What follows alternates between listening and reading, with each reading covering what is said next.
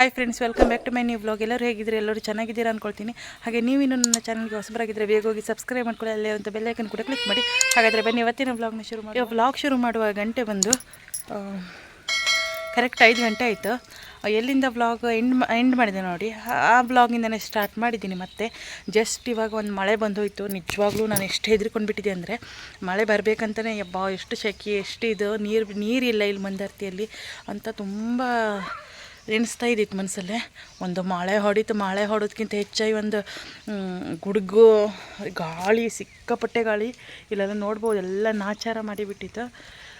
ಮತ್ತು ಸಿಕ್ಕಾಪಟ್ಟೆ ಸುತ್ತೆಲ್ಲ ಕಾಯಿ ಬಿದ್ದು, ನಾನೇನು ತೋರಿಸ್ತೀನಿ ನೋಡಿ.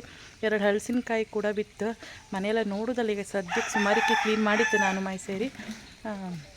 ಹಾಗೆ ಇನ್ನೊಂದು ನನ್ನ ಗ್ರಾಚಾರಕ್ಕೆ, ನನ್ನ ಗ್ರಾಚಾರ ಒಳ್ಳೇದಿತ್ತೋ ಏನೋ ಗೊತ್ತಿಲ್ಲ.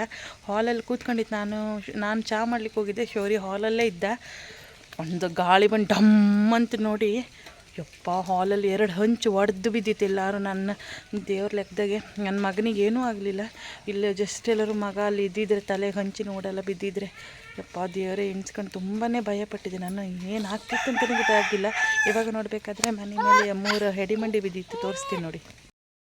2 ಹಲಸಿನಕಾಯಿ ಬಿದ್ದಿತ್ತು. ಅಲ್ಲೆಲ್ಲ ಕಾಯಿ, ಮಳೆ ಚೆನ್ನಾಗೇ ಬಂತು, ಮಳೆಗಿಂತ ಹೆಚ್ಚು ಗಾಳಿ. ಇಲ್ಲಿ ನೋಡಿ, ಮನೆ ಮೇಲೆ 3 ಹೆಡಿಮಂಡಿ. ಮತ್ತು ಇಲ್ಲೆಲ್ಲ ನೋಡಿ ಕಾಯಿ ಹೆಡಿಮಂಡಿ ಅಲ್ಲಲ್ಲಿ, ಇಲ್ಲೆಲ್ಲ ಫುಲ್ ನಾಚಾರ ಮಾಡಿಬಿಟ್ಟಿತ್ತು.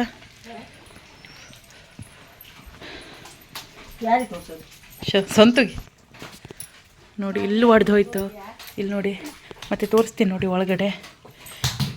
ಶೌರ್ಯ ಅಲ್ಲಿ ಕೂತ್ಕೊಂಡಿದ್ದ. ಇಲ್ಲಿ ನೋಡಿ 2 ಕಾಯಿ ಬಿದ್ದು ನೋಡಿ, ಅಡಿಲ್ಲ. ಹಾಂ 2 ಹಂಚು ನೋಡಿ ಒಡೆದೇ ಹೋಯ್ತು. ಒಳಗೆಲ್ಲ ನೀರು ನಾಚಾರಾಗಿ ಇಲ್ಲೂ ಕೂಡ ಒಡೆದು ಹೋಯ್ತು ನೋಡಿ.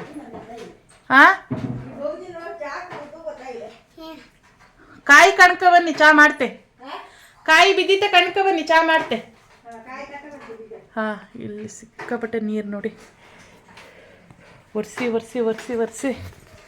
ಇದೆಲ್ಲ ಅನ್ಕೊಳ್ಳೋದಿಲ್ಲ ನಾನು.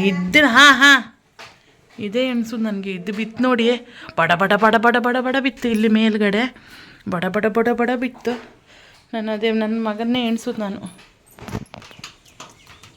ನೋಡಿ, ವಾತಾವರಣ ಕೂಲಿತ್ತು, ಆದರೆ ಮಳೆಗಿಂತ ಜಾಸ್ತಿ ಗಾಳಿನೇ ಇತ್ತು.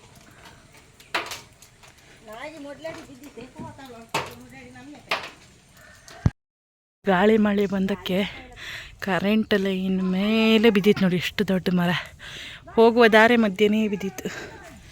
ಇಲ್ಲಿ ನೋಡಿ,